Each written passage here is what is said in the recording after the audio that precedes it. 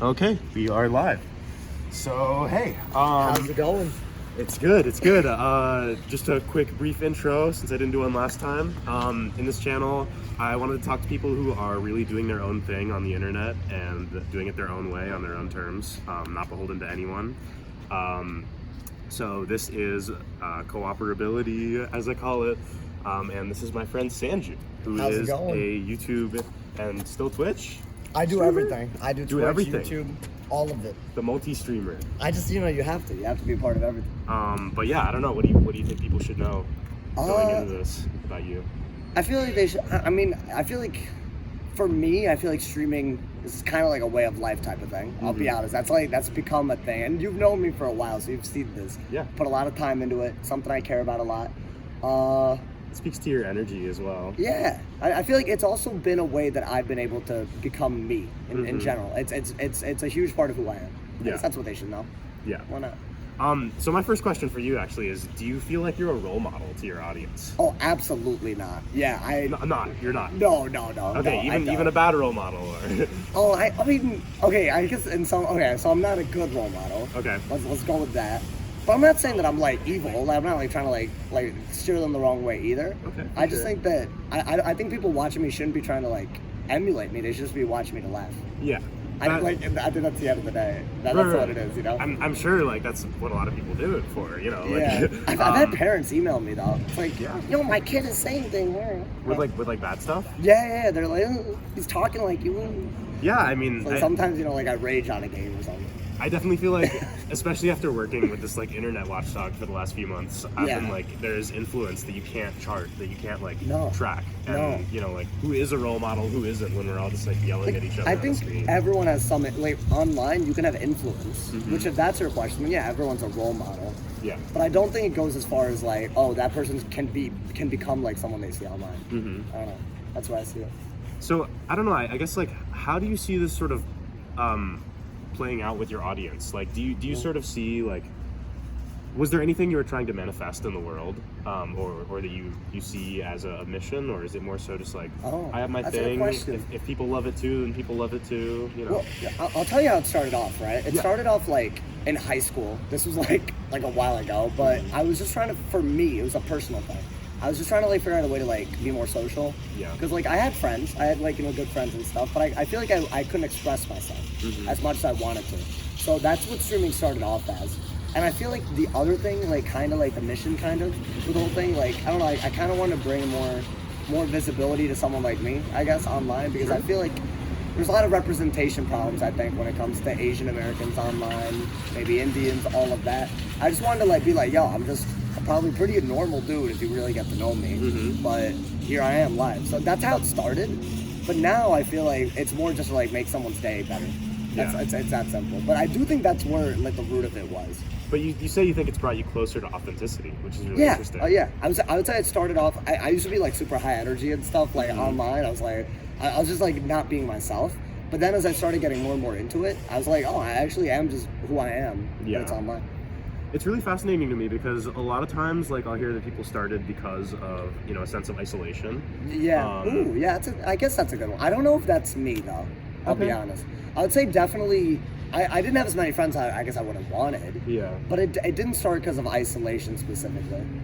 Yeah, it's interesting to hear that perspective, because for me, like, I've only put like a couple things on YouTube, right? But like, even now I'm like, what is the content? Like what's like the moral thrust of this? Like, you never know. What is it that I'm manifesting? Honestly, sometimes it does more of the work for you than you do work for it. Like online. Yeah, very true. When you're making content, like I feel like I didn't think like I would be doing. I just play a lot of games. That's what I do. So.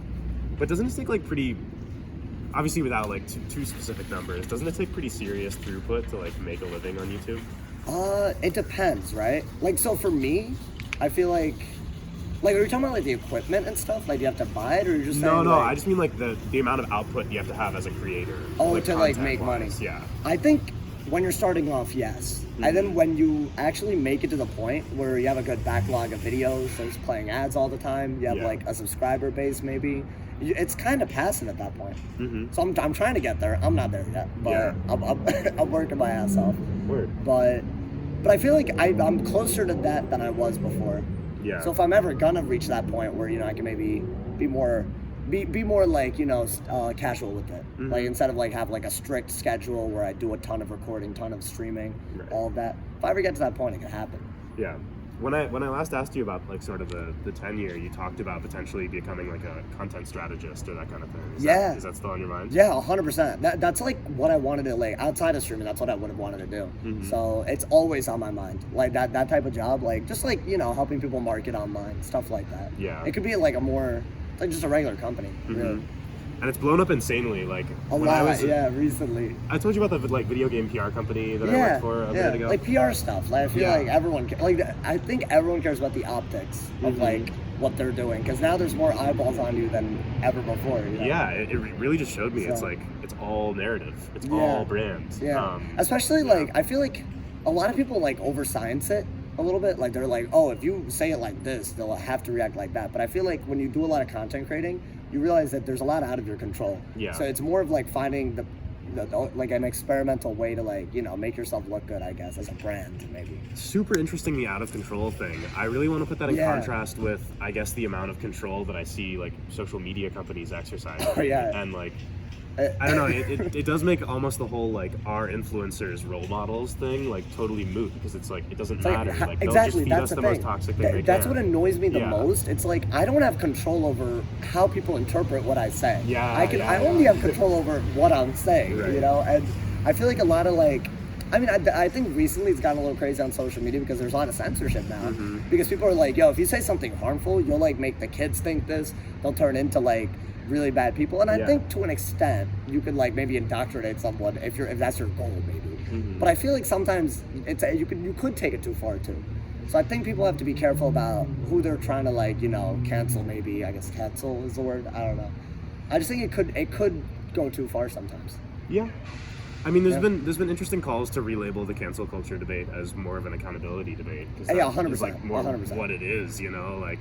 I'm more of a fan of like not banning someone because I think it looks bad. I think I'm a bigger fan of demonetizing them if they make your website look bad. or Oh, you mean something. strictly on like a content policy level? Yeah, like on YouTube, for example, right? Yeah. Let's say someone's using YouTube to spread like maybe not like something that's bannable straight up, but like something that people can view as harmful.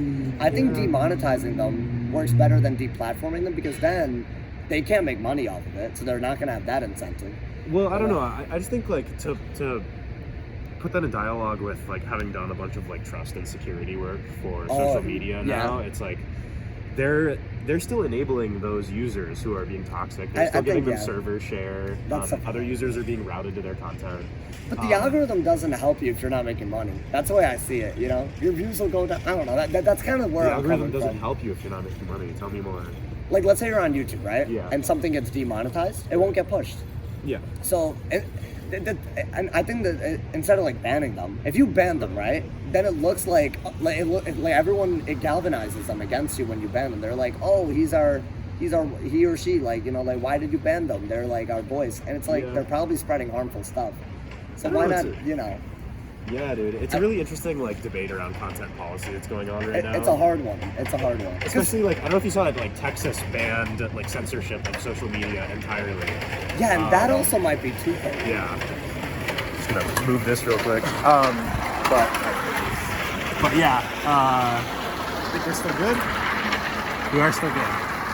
But Texas banned censorship entirely, and they're making like all these companies roll out different content policies for like Texas in particular. Yeah, that also maybe it's too, because like if someone's saying something really bad, boot them out.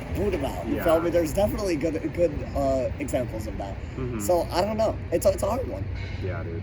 I think it's more nuanced than people make it out to be, at least, especially online. I don't think everyone believes that cancel culture is even a thing. I don't think everyone believes that it should be a thing. Yeah. There's a lot of that. So I don't know. I guess like sort of to put. I know this has been really fast, but sort of to put like a good end cap on this. You've been mentioning some really interesting stuff about like, I guess like the way that you felt about streaming when you went into it. And sort of how you perceive it now and how others perceive it and have perceived it the whole time. There's this thing that I've been constantly thinking about as I've been like vetting tons of like social media for like disinformation and toxic posts and stuff, which is like that's a problem. Disinformation. No, it's crazy, and we root out like tons of it, like thousands of tweets and stuff. But I've been thinking about this thing a lot, which is like we judge ourselves by our intentions, but others by their actions. but also on the internet, it becomes like an even more toxic thing because like no one knows. No one will ever hear your intentions. no, that's you not know, like possible. it's just what you put in the book. So yeah, I think like I don't know. How do you feel online content creators can make a mission more clear, or like try and enact the things that they want to see in the world beyond simply maximizing their content? Yeah, I mean, I think it comes down to like, well, you have to be honest with yourself and your viewers at the same time, and I don't think it works like verbally. I don't think you just say this is my mission. I feel like you could say that and maybe put it in like, I don't know, put it on like, I don't know, like a tweet or a description somewhere. Yeah. But that won't hold, right? It's more of like you have to know what your content is, and you have to find a way to convey that without necessarily directly saying it. Mm-hmm. So for me, right, like if I'm making like a video and the goal of it is to be informative, Right. I think I have to be very quick on it. It's like, yo, this is an informative video, but without saying it. It's like a show don't tell type of thing. Mm-hmm. I feel like that's a hard thing about content creating. I feel like if you're honest to the point of being definitive, then you it's like clipping the wings off that video or whatever you're putting out. But also, you don't want it to be so like you don't want to be so vague with your mission maybe with it that it's like it's lost. Oh my God, that's so funny. I love the avoiding the definitive thing because that I totally hate reminds that. me of like. Yeah. Well, I mean, I love the cynicism of it, I guess, because it totally reminds me of like pharma.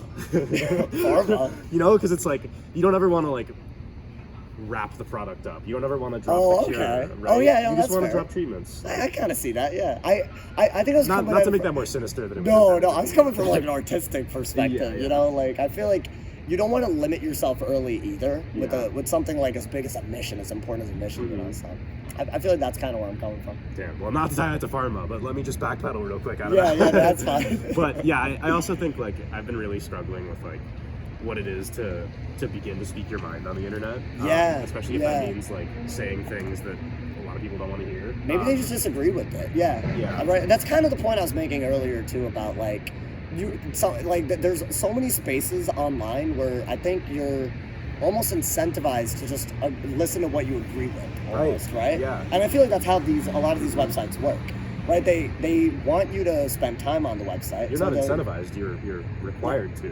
Pretty You're much, right? compelled to So, be in an echo chamber. So I feel like sometimes like if you're giving out a hot take, Mhm. it's almost like, are you even actually helping a discussion happen, or are you just attracting people that'll flock to a similar view? Mm-hmm. That's the other thing when it comes to like. fall up on the side of that line. I feel like I'm pretty sure that like when I give a hot take on something, I'm pretty sure like I tell people that like you can totally disagree, but just tell me why. Mhm. And I try to like preface that, but it's so hard on the internet. I feel like that's so hard. Yeah. Because someone disagrees with you, their course of action should be just to avoid you. Mhm. That's how the internet works right now. Because there's other content that you agree with. Yeah, it should be how the world works, TBH. Yeah. But yeah, I guess just sort of like my last question would be sort of like the future-facing one, and also like whatever you want to talk about. Sure. But like, I don't know. Are you pushing it a certain direction? Like, are you Right now? Yeah. Do you feel any trends in the world beginning to shift the way that you do business? I think the one big thing is like I think attention span is going down. I feel like that's like the big one, and I've already started changing that. Like this has been a thing. Like for example, right on YouTube, this is just what I know best. But in the first 30 seconds, you lose like I think 70% of your viewers, and the number has gone up. Yeah. Like it's just going up because like. And I used to have like an intro. I used to have like a little animation that said, oh, like, you know, it's like a little song play. And it was just like 6 seconds. And I've gotten rid of that. Because it's like, there's no point. There's no point. Because now the ad is like, please don't skip me. Yeah, it's stupid. So that 6-second intro is gone. You know, like my focus is how do I get people to be like, yo, this is a fun video in 5 seconds, 30 if I need to, you know? Yeah. And I feel like I see that with YouTube, but I also see that with TikTok. I see that with YouTube Shorts, clips on any site. And so it's like, I feel like it's, so to me, it's like, how do I try to make it so that I can engage people quickly? And that's a hard thing to do. In the first 15 seconds. Maybe of a video. Yeah. Or maybe like try to like see like, you know, how can I, if I'm doing something fun live, how do I make something clippable? I was like, I don't want to be thinking about that. I don't want to be, but that's how the world works. Yeah. So. No, this ain't comedy. No, it's not. Tough crowd. It's crazy. It's crazy. I think we got a wrap there, dude. Anything else you want to mention or bring up? I don't know. No, I'm good. That was a good We can conversation. do this again anytime. But Sure, why not? Yeah, thanks for chatting. That. Yo. We did it.